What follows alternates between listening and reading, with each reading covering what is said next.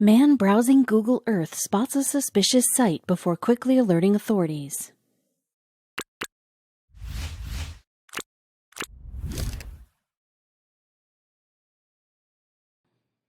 A number of incredible historical discoveries were made completely by accident. The beep of a metal detector or the unexpected clink from a shovel hitting soil has unraveled more truth about our ancestors than some of the most well-researched books.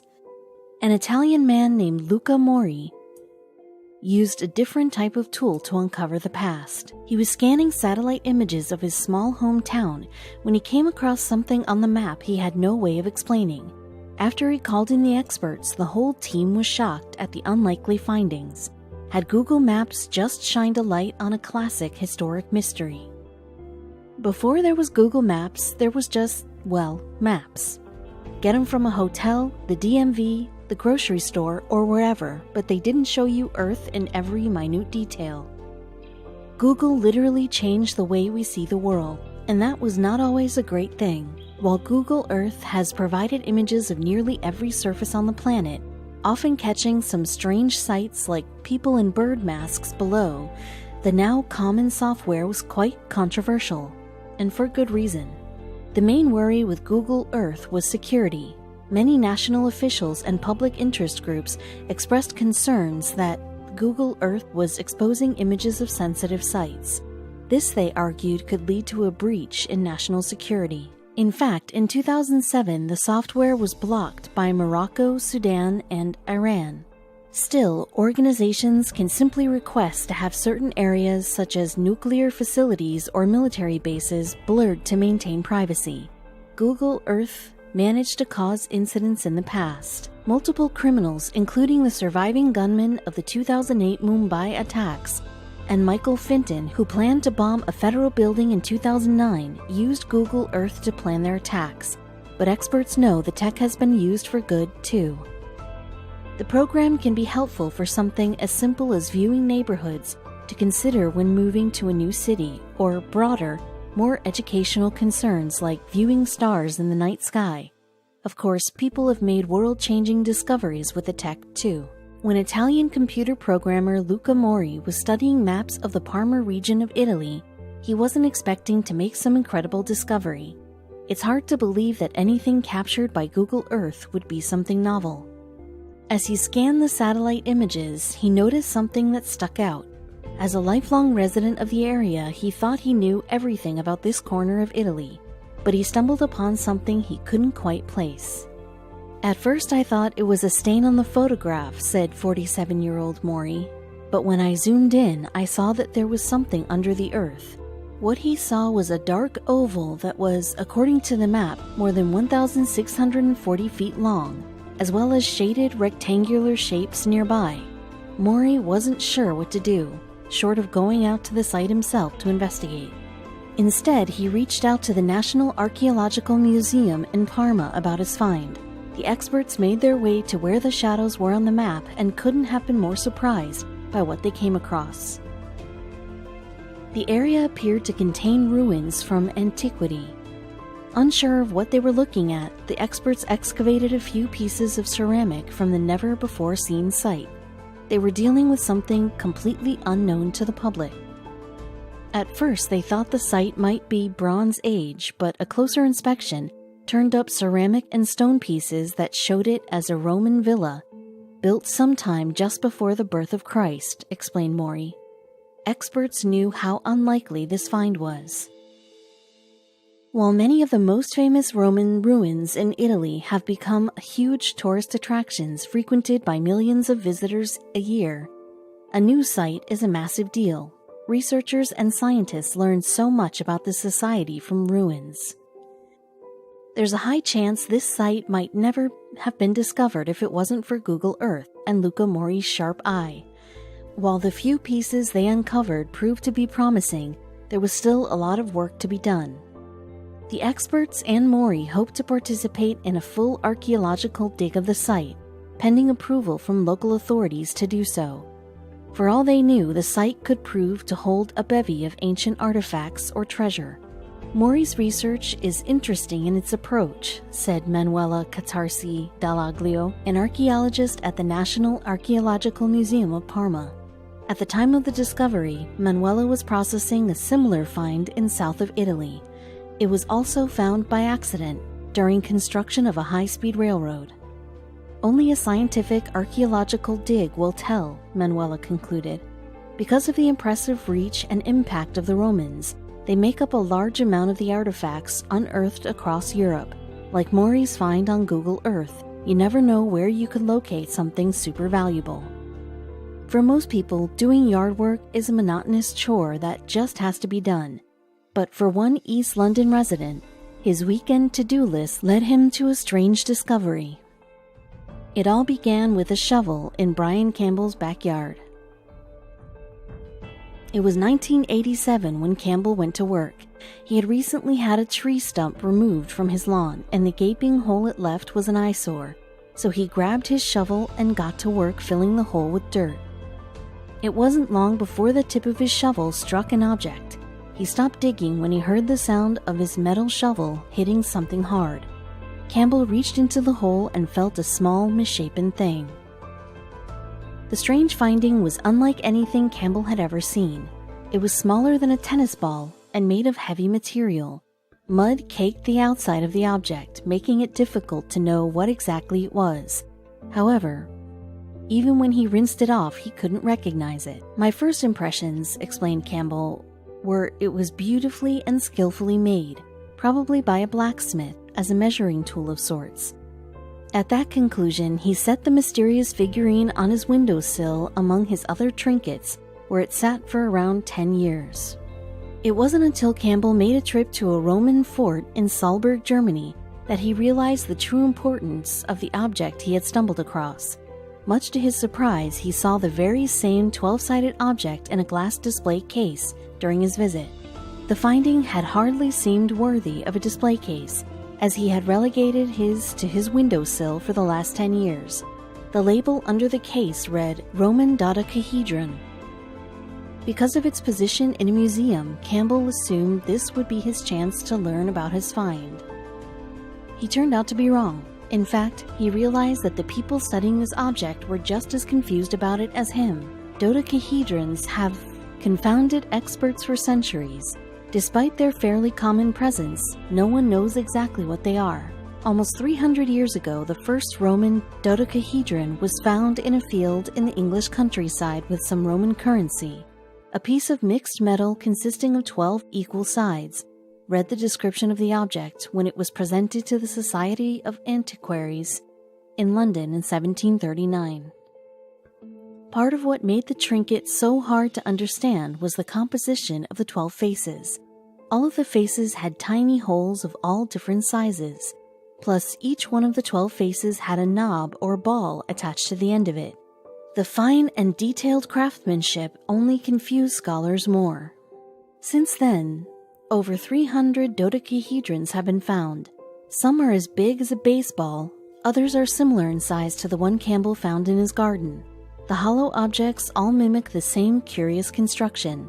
There's one thing that drives historians mad about these objects. Unlike most of the artifacts found from history, the 12-sided figures have no recorded mentions whatsoever. Historians rely on written records to gather most of their knowledge about the past.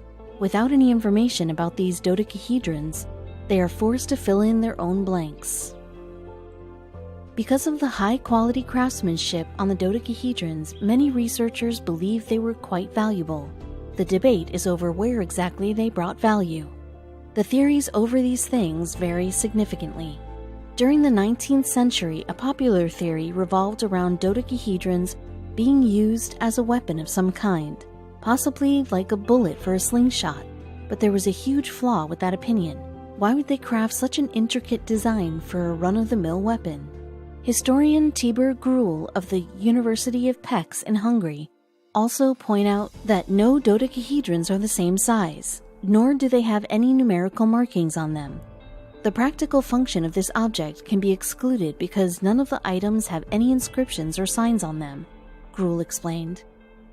On the opposite end of the spectrum, some people believe it may have been used not as a weapon but as a toy. Dodecahedrons resemble the French cup and ball game and dice, but there's another idea about their use that is a little more fanciful. The object was found in the 4th century grave of a woman in Netherlands. Along with the remains of a bone staff, the dodecahedron was mounted on the staff like a scepter, and probably ascribed with magical powers, bestowing religious power and prestige on its owner, as explained by the Gallo-Roman Museum. If not mystical, there's another possibility for cultural significance. The 12 sides could have a link to the astrological zodiac, or fortune-telling, which was quite common in ancient times. Other theories still persist. From weapons to toys to artistic statements, the ancient mystery of the dodecahedron persists. While this particular part of Roman history remains a secret, there's a lot we do know about the ancient Romans, including some disturbing hygiene practices and odd eating patterns that don't fit in with such a refined society. Diaries kept by a passionate Roman foodie named Apicius detailed some of the utterly bonkers recipes that were considered the best eats across the empire. It reads more like magic potion ingredients than a cookbook. There were meals that sounded particularly witchy, like spade sow's womb, paunch of a suckling pig, and stuffed dormouse casserole. But the Romans experimented with eating pretty much any animal you can think of: parrots, peacocks, dolphins, and giraffes. On recovered Roman shipwrecks, archaeologists found jars of a popular condiment called garum. This sun-fermented fish sauce was often sopped up with bread, but was also loaded with parasitic tapeworm eggs. No thanks. Etiquette standards were non-existent in ancient Rome. Dinner party guests simply disposed of their cleaned animal bones by tossing them willy-nilly onto the floor. Later, slaves were ordered to clean the mulch of food scraps that had collected. Since sitting down for lunch was gambling with parasites and bacteria, it follows suit that Roman medicinal practices were not even close to as sterile as contemporary medicine.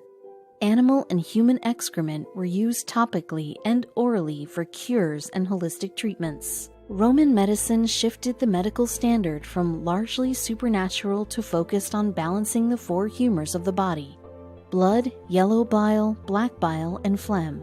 Bloodletting was popular just for the heck of restoring equilibrium.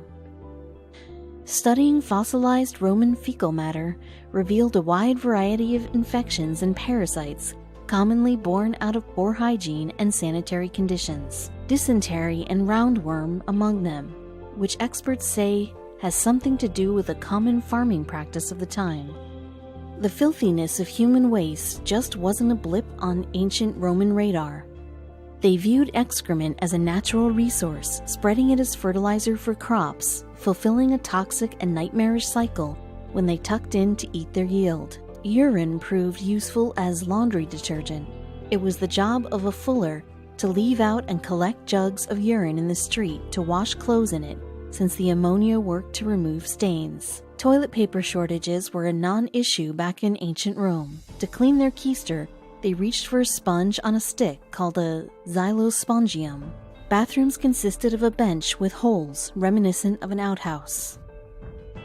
There's an obvious red flag to this scenario. A sponge on a stick probably worked well enough, sure, until you factor in the fact that xylospongium were shared amongst many people, and who can say if they were cleaned? Nobody gave ancient Romans the memo that public nudity was lewd. They treated stone walls of public spaces like personal Craigslist ads. People carved out sexually explicit images and propositions as jokes, and also because they were supposed to boost virility. On an ethical note, many Roman practices were indisputably messed up. Marriage, for example, was forced on girls as young as 12 years old, and that was the age restriction imposed by law. Of course, it wasn't much easier for Roman boys.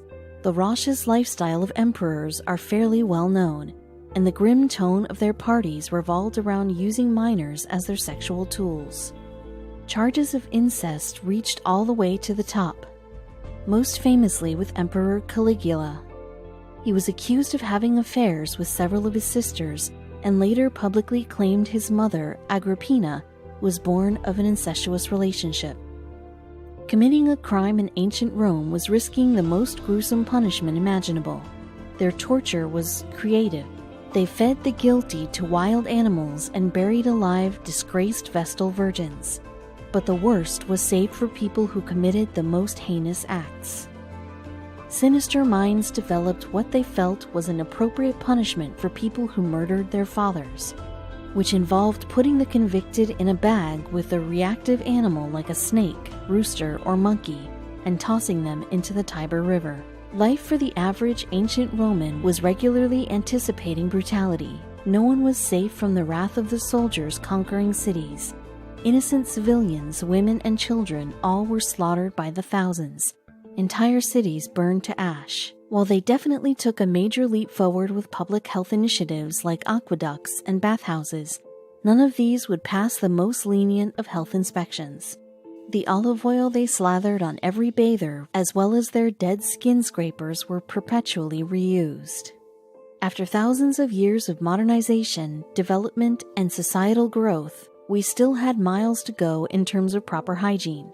Looking back at the health habits of the American colonists, it's shocking how much cleanliness standards changed in only a few hundred years.